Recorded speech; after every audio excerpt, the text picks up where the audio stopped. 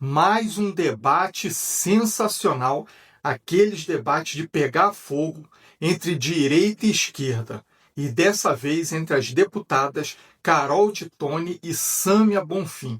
Pois é, direita e esquerda, e a esquerda com a extrema esquerda, a pissolista Sâmia Bonfim.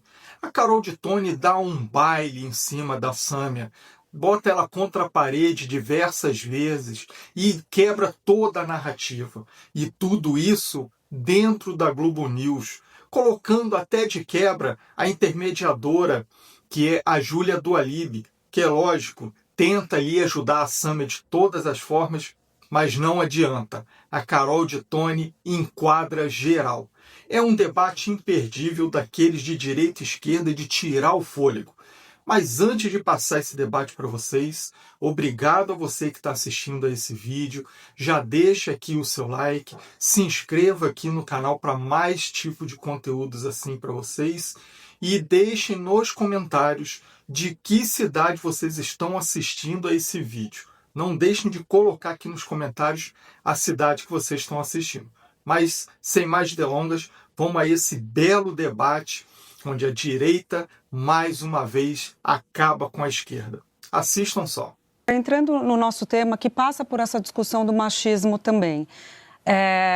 Deputada Caroline, a AGU fez lá a instrução normativa, a regra, até a pedido da Casa Civil, do próprio governo Lula, para ficar mais claro, colocar a baliza de que é a função, qual que é o papel que a primeira-dama pode exercer. E aí, nessa colocação da AGU, nessa instrução normativa da AGU, ela falou que a função da primeira-dama deve ser muito escorada nos princípios da administração pública, que são de legalidade, impessoalidade, moralidade, publicidade, né, dos atos e eficiência. A senhora acha que isso está sendo cumprido, esses princípios estão sendo levados em consideração? Olha, eu acho que a Janja, ela passa muitas vezes do limite.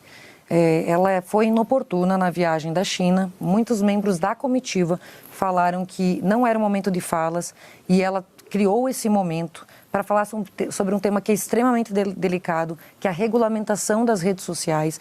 Ela se porta como se ela tivesse legitimidade política.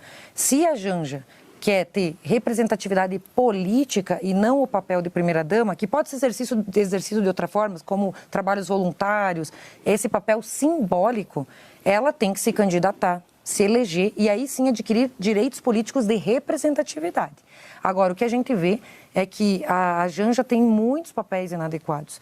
Então, por exemplo, ela se porta de uma forma inadequada, ela gasta o dinheiro público excessivamente em viagens internacionais. Eu mesma já fiz requerimentos de informação na viagem de Roma, na viagem de Paris, porque ela tem uma espécie de gabinete paralelo, ela nem é autoridade pública e ela tem 12 assessores, um gabinete com gastos, viagens internacionais milionárias, hotéis de luxo, é um esbanjar do dinheiro público e não quer se submeter à transparência, porque eles não prestam informações do que ela está usando de recurso público. E eu entendo que sim, deve ter transparência, moralidade e, sobretudo, ela entender que muitas vezes ela dá opinião como se ela fosse o próprio presidente da República e ela tem que entender o lugar dela. Ou seja, quer fazer esse papel, se candidate, se eleja para ir ter essa legitimidade. Deputada? Eu acho que a gente está historicamente acostumado a ver as mulheres, mesmo as primeiras damas, num espaço ou de subordinação ou de um elemento quase que decorativo. Então, qual é o papel que a primeira-dama costumava ter até algum tempo atrás? De trabalhos públicos, organização de festas, trabalhos de assistência. Acho que a gente está pouco acostumado a ver as mulheres, sejam elas na política ou fora delas, se colocando, opinando, contribuindo. E eu não tenho dúvida que esse é o primeiro estranhamento que se tem com a figura da Janja, porque diferentemente do que se comportou Michele Bolsonaro, por exemplo, ao longo do governo, do antigo governo, ou mesmo da Marcela Temer, que inclusive foi retratada certa vez como bela, recatada do lar, a Janja não se coloca nessa posição. E eu acho que aqui é menos uma discussão do que ela opinou ou não, porque eu acho que podem ter diferentes interpretações, alguém pode concordar, discordar. Mas, sem dúvida, a abordagem que se faz sobre a Janja, ela é mais indisposta, é mais ríspida pelo fato dela se colocar, dela não aceitar uma condição de primeira-dama meramente decorativa. Eu acredito que essa definição feita pela AGU, ela é importante porque pode tirar também, dirimir qualquer tipo de dúvida de se ela estaria extrapolando a função dela ou não, o que compete a ela fazer ou não. Agora, cabe, dentro daquilo que foi redigido, que se tenha ali, que não se extrapole aquilo que está sendo explicitado pelo próprio governo. Mas desconsiderá-la pelo fato dela ser uma primeira-dama, ou seja, não pode emitir opinião política, eu não coaduno com essa visão, porque eu acho que as mulheres aprenderam e cada vez mais têm vontade de opinar sobre os assuntos. Inevitavelmente, ela acaba contribuindo para as opiniões do presidente Lula. Bom, eles são um casal, devem debater política o tempo inteiro. Ela, como uma militante do PT, deve debater política o tempo inteiro. Eu acho que isso é natural. Gente, eu quero contrapor isso aqui, porque esse papel que eu tenho em mãos é justamente essa instrução normativa da AGU. Foi preciso que a Advocacia Geral da União emitisse uma instrução normativa número 94, agora de abril, justamente para delimitar o papel da primeira-dama, porque realmente está havendo crítica dentro do próprio governo.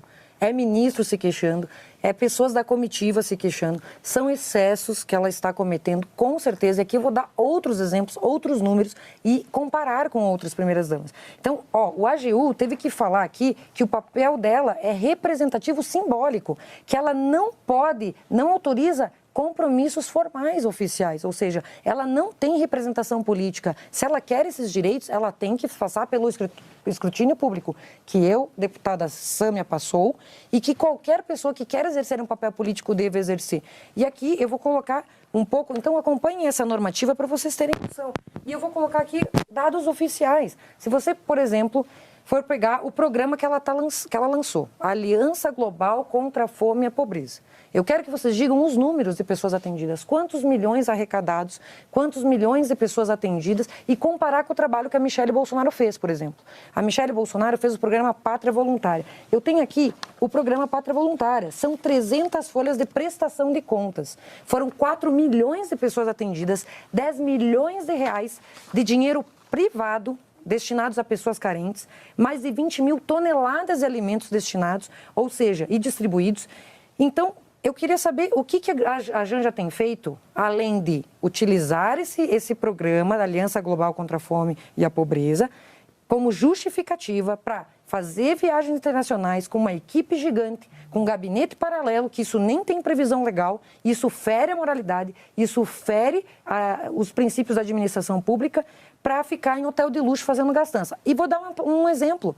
Pega o Palácio da Alvorada. Quando você fala em Palácio da Alvorada, Michele Bolsonaro, o que me faz lembrar? Ela fazia eventos para receber crianças carentes, para receber mulheres, mães solos de pessoas portadoras de deficiência. E fazia eventos para aqueles que mais precisam, para os invisíveis. E agora, quando você pega Janja e Alvorada, o que notícias que você tem? É querendo colocar com reformas imóveis de luxo, já se gastou, gente, no Palácio da Alvorada, 26 milhões de reais. Isso, inclusive, fere a lei de licitações. Se você pegar o artigo 20 da lei de licitações, diz lá que é proibido gastar o dinheiro público com itens de luxo. O que o Lula fez para atender os caprichos da Janja, com todo respeito? Sou mulher e tenho local de fala para falar. Ele criou uma instrução normativa para regulamentar o artigo 20 que proíbe itens de luxo para o erário público, para que ela pudesse gastar 26 milhões. E aí você pega e você vê, o tapete de 114 mil reais, 42 mil reais para uma cama, são 200 mil em cortinas. Aí você vai ver, por exemplo, você poderia, Sâmia, você que é no movimento pela moradia dos pobres, pega esses 26 milhões de reais e compra moradia. Se você converter em casas populares, a 75 mil reais, você consegue mais de 300 moradias. Se você pegar a realidade dos pobres que eles dizem representar, 90% da população brasileira, são 40 milhões de pessoas não têm casa própria. Então, que exemplo é esse que o pai dos pobres e sua esposa estão dando para aqueles que mais precisam? É justamente o contrário, é a hipocrisia. Por isso que eu estou aqui, para justamente criticar esse tipo de postura que não condiz com uma primeira-dama que deve servir de exemplo. Eu vou passar a palavra para a senhora comentar isso, deputada Sâmia, mas queria só pegar um ponto que a deputada falou que eu acho bastante relevante, que é entender o papel atual da primeira-dama, porque não existe uma dose de machismo na avaliação da senhora ou até um olhar mais antigo do que se espera de uma mulher do lado de um presidente da República. Ah, ela não deve falar sobre a política. Ah, ela não deve agir dessa maneira. Talvez não exista aí uma dose, talvez de uma visão ultrapassada sobre o que é a função de uma mulher? Não, porque eu poderia pegar, por exemplo, os nossos maridos. No caso, o marido da Sama é a deputado federal. Eu poderia, em vez de eu usar a tribuna, chamar meu marido para usar a tribuna no meu lugar. Chamar meu marido para atender no meu gabinete. Isso é ilegal, isso não tem previsão legal. A pessoa precisa saber as regras de etiqueta, regras de sociedade, regras de civilidade. Quem elegeu a pessoa para exercer o papel elegeu o presidente, não elegeu a primeira-dama.